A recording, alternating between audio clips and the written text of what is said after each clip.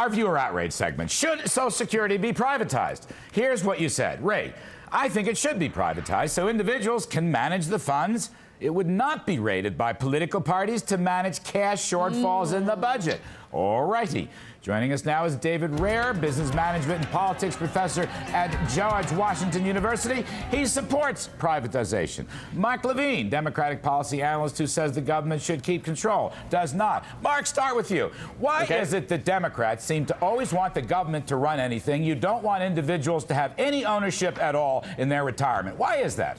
You know, Larry, individuals already have things called 401ks and IRAs. I'm sure you know about them. They're retirement plans. One of the things that you teach, that all Wall Street analysts teach, is you have to diversify your funds. Sure, you want to play in the stock market, that's fine, but have a guaranteed benefit. And this idea that people who retire in one year should have twice the benefits of people who retire in the other year because the stock market's up or down doesn't make sense. Social Security is insurance. It's a guarantee. It's a guarantee for old age. It's a guarantee for disability. It's a guarantee if you die and you leave minor children. This is the only guarantee you've got. There used to be a game show called You Bet Your Life. You're saying it's a guarantee. But hey, David, most people my generation are pretty convinced that there's no chance that that, quote, guarantee is going to be there for them. Isn't that part of the frustration here?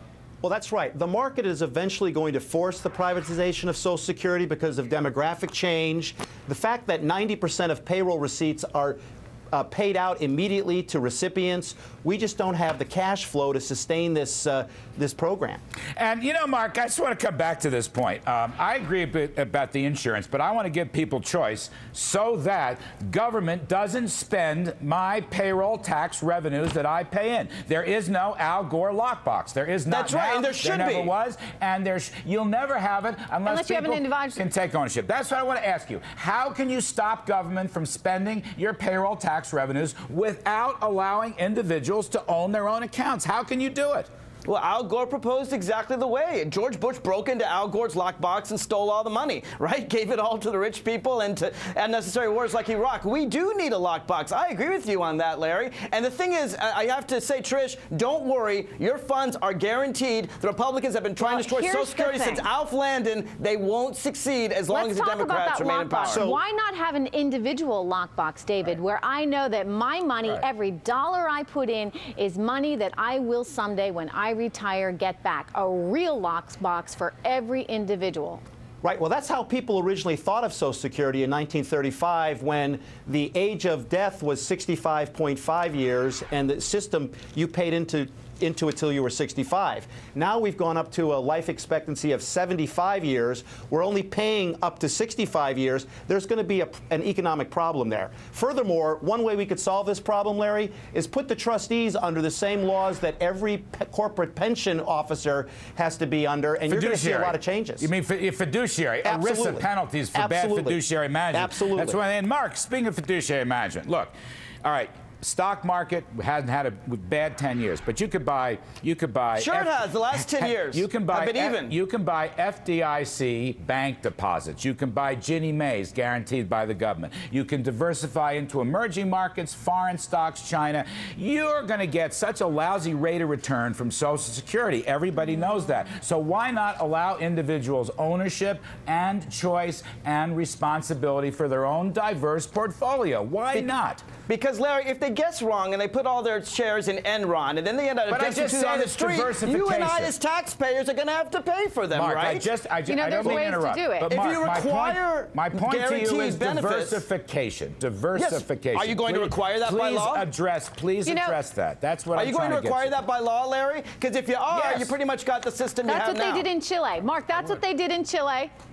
They did exactly that. So if you were older, you put your money into a private account, and the law required you to select conservative investments. And if you were younger, you had a lot more choice. And if you're hit by a car, you're out of luck. You just die, I guess. No, it goes to your heirs. I mean, it goes to your heirs. It goes to your heirs. But no, but you need the money now because you're disabled and you're sick. Social Security provides you that insurance. Or say you're 95 and you run out of money. I guess you just die, right? But Social Security provides you that insurance. You see, Social Security is social. We all look out for each other, and it's secure. It's a guaranteed benefit. And it seems to be the only thing that you folks want to change is you want to make it antisocial and insecure. All right, antisocial. David, let me ask you this. In terms of the accounting, when are we running out of money in Social Security? Well, in just a a few minutes, the trustees are going to announce a report which is 4 months late, which shows that after about 2013, we're going to start buying or selling the securities to pay the recipients. Payroll tax receipts are low because of the recession. We're going to be, by 2042, we're going to technically be insolvent if you'd apply the same rules to corporations that you apply to Social Security. But this is just all a gigantic shell game. To Mark's point about being social, there's nothing social about promising Americans something through the government that they can't just keep their promise with because of the economics. Also, to Mark's point, and I keep going back to Chile because that's really the purest form that we've seen of privatized Social Security. Mark, they do have a system there, a safety net to catch people that aren't part of this. But the reality is the majority of people that are tax-paying citizens are part of it. And it seems to me that at least you start with the premise that money you put in is money that you will get back. It's an individual account. Why can't we do something similar here?